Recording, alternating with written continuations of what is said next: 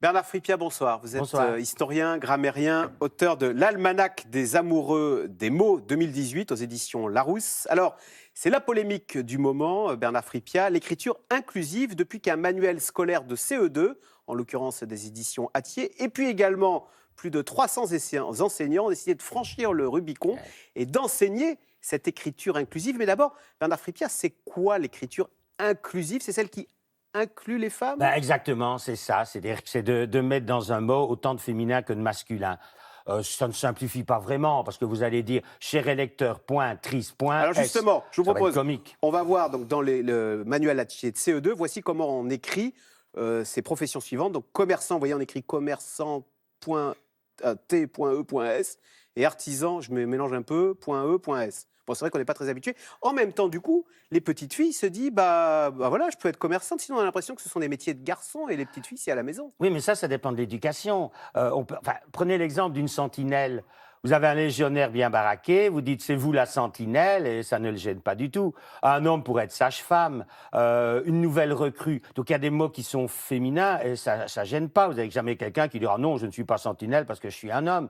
Donc, alors ça dépend de l'éducation, mais si vous expliquez aux gosses que... Enfin, il faut bien expliquer que les métiers sont ouverts à tout et mettre artisan.e.s, isto au pluriel.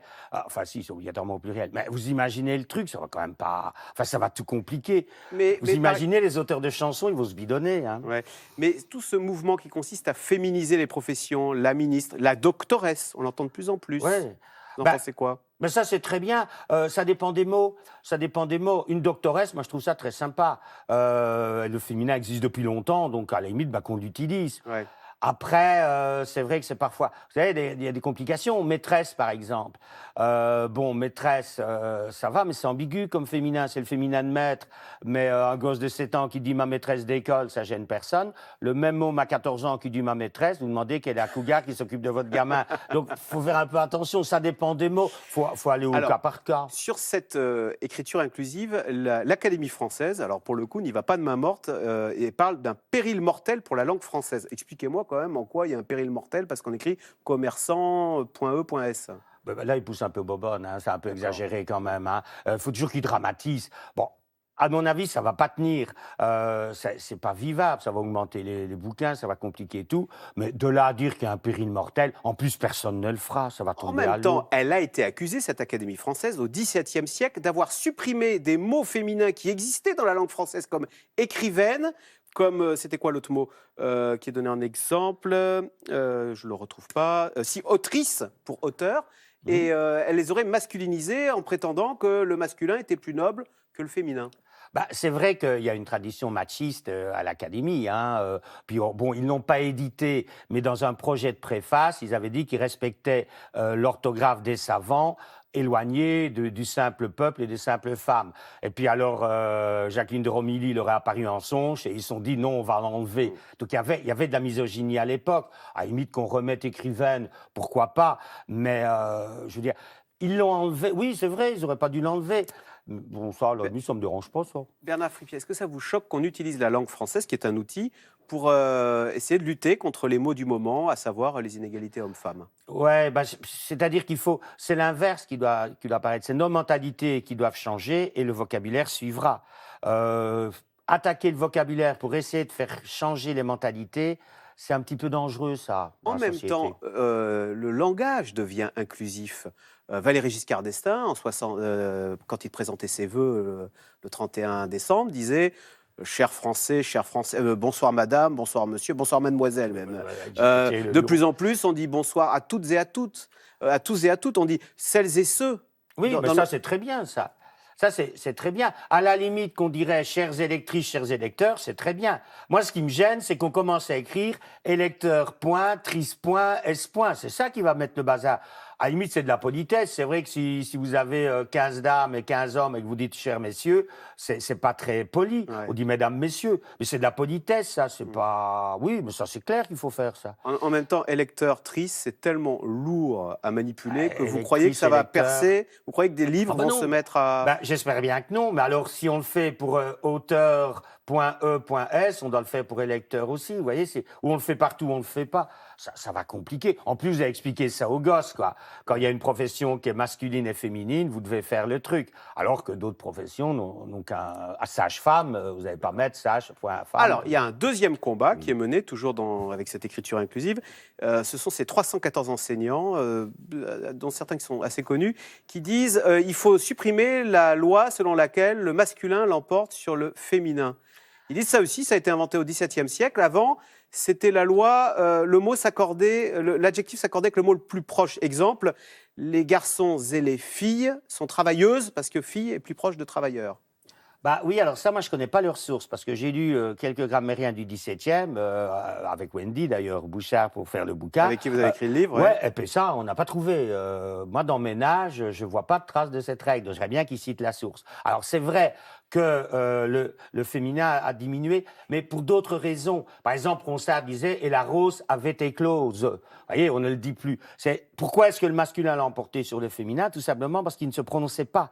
Il était plus facile, mais accordé avec le DNA. Vous imaginez le bazar? Vous allez expliquer aux gosses, le beurre et la margarine sont cuiteux, la margarine et le beurre sont cuits. Ouais, franchement, c'est déjà assez compliqué comme ça, le participe passé, ça va pas simplifier le bazar. Et alors, moi, où ça me choque un peu, c'est quand ils disent qu'ils vont enseigner ça aux gosses. Et minute papillon, faut penser au monde, penser aux parents. Alors, vous allez expliquer à votre gosse, alors pour l'interrogation, tu fais comme ton professeur te dit. Par contre, quand tu cherches un emploi, non, applique la règle traditionnelle. Ça va pas, ça. Vous pouvez pas enseigner une règle différente aux gosses. C'est pas les aider, les mômes. Mais les règles, elles sont compliquées. On a l'impression que les historiens, les grammairiens, noble profession que vous êtes, sont des gens très conservateurs. Est-ce qu'une langue ne doit pas évoluer? Mais elle évolue. Elle évolue tout le temps. Elle évolue. Mais elle ne doit pas évoluer du dessus. C'est-à-dire, c'est pas tout d'un coup un ministre qui se réveille ou tel grammairien. L'idée de la simplifier, par exemple, là, il y a eu beaucoup de polémiques sur oignon, on supprimait le i parce que sinon, on pouvait croire que ça se prononçait oignon, là. Ben oui, mais ça, c'est gac. Parce que moi, je me permet de faire remarquer que, à la limite, en 1950, j'aurais été pour. Parce qu'à la machine à écrire, quand vous tapiez et que vous oubliez le i, il fallait tout retaper. Mais maintenant, l'ordinateur le voit. Cette simplification-là, ils ont simplifié des mots que le correcteur orthographique de l'ordinateur voit. Parce qu'à la limite, vous oubliez le i, l'ordinateur vous dit qu'il en faut un. C'est presque du sadisme. Tant qu'il fallait l'étudier sous peine de recommencer sa lettre, eh ben c'est bon, maintenant que l'ordinateur le voit, on va simplifier. Ça simplifie rien. Vous parlez de l'ordinateur. Est-ce que quand on voit les SMS, on est frappé par les fautes et la pauvreté du langage? Notre usage de la langue française s'appauvrit ou pas? Je ne crois pas. Bon. Parce qu'on a toujours dit ça. Moi, j'ai lu dans un bouquin où on vous expliquait, donc un savant expliquait que la faiblesse orthographique des enfants était due au développement technologique. C'est très bien, sauf que le bouquin date de 1953 et le type vous expliquait que les gosses n'écrivaient plus, ils téléphonaient et qu'ils ne lisaient plus, mais qu'ils écoutaient la radio. Ça a toujours été. Il y a une autre polémique sur la disparition du passé simple, qu'on supprimerait des livres pour enfants. Alors, il faut dire que nous allâmes nous promener, c'est un peu démodé, mais alors est-ce qu'il faut le supprimer? Le supprimer, non. Laissons-le. Il va disparaître. Il est en train. Et de toute façon, oui, et puis ça fait déjà longtemps qu'il disparaît, parce que moi j'ai retrouvé des articles du 19e siècle où il regrettait la disparition du passé simple. Donc c'est une mort lente. Vous savez, il n'y a rien à faire. Moi j'enseigne dans une école d'ingénieurs. Il y a un gosse, il utilisait le passé simple. J'ai dit, tu dois pas, gamin, si tu écris à ton patron, lorsque nous nous téléphonons, vous ne me crûtes point, il va croire que tu te fous de lui, quoi. Même si c'est beau à l'esthétique. Qu'on dise aux gosses que ça existe, mais ça va, quoi, qu'on ne les embête pas trop avec ça. Bon. Laissons la langue, elle va évoluer naturellement. Laissons-la suivre son cours. Elle évolue. Quels sont les modes, les expressions de l'époque, là? Il y a des modes en ce moment dans le français? Oui, il doit y en avoir quelques-unes. Oui, vous avez des mots qui petit à petit, ça, le Larousse les publie chaque fois. Vous avez des mots qui apparaissent, qui disparaissent d'ailleurs. Vous avez un truc qui est marrant, c'est allunir. Si vous voulez connaître l'âge de quelqu'un, vous lui parlez d'allunir. Parce qu'à l'époque où Armstrong allait sur la Lune, tout le monde utilisait. Puis tout d'un coup, l'Académie a trouvé que c'était pas très sympa, parce que chaque fois qu'on visiterait une nouvelle planète, il faudrait réinventer un mot. Et finalement, allunir a disparu. Et quelqu'un de 20 ans, quand il voit allunir, il ne sait pas ce que c'est. Donc voilà. Merci beaucoup, Bernard Fripia, défenseur de la langue française et qui la défend au-delà des frontières de la France, puisqu'on a reconnu à votre accent que vous étiez d'origine belge, un petit peu. Mais écoutez, ça donne tout le charme à ce fantastique livre, l'Almanach des amoureux des mots 2018, aux éditions Larousse. Merci. Et vous restez avec nous tout de suite, c'est dans l'air.